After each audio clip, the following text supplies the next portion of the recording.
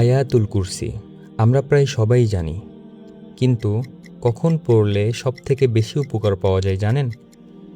রাসূল সাল্লাল্লাহু আলাইহি ওয়াসাল্লাম বলেছেন, যে ব্যক্তি প্রতি ফরজ নামাজের পর আয়াতুল কুরসি পড়ে তার জান্নাতে প্রবেশ করতে মৃত্যু ছাড়া আর কিছুই বাধা থাকে না।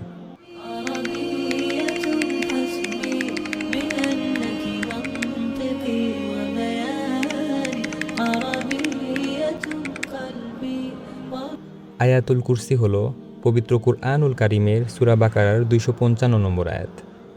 এটিকে কোরআনের সবচেয়ে মহান আয়াতও বলা হয়ে থাকে। এই আয়াতে আল্লাহ তাআলার একত্ব, ক্ষমতা, জ্ঞান এবং সার্বভৌমত্ব এমনভাবে বর্ণনা করা হয়েছে যা অন্য কোনো আয়াতে এত বিস্তারিত পাওয়া যায় না।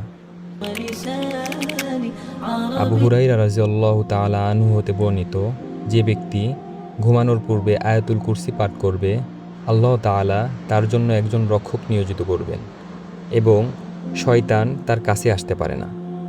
5 ওয়াক্ত নামাজ এর পর পাঠ করা। তাই আজ থেকে অভ্যাস করুন প্রতিদিন 5 ওয়াক্ত নামাজের পর এবং ঘুমানোর আগে আয়াতুল কুরসি পাঠ করার।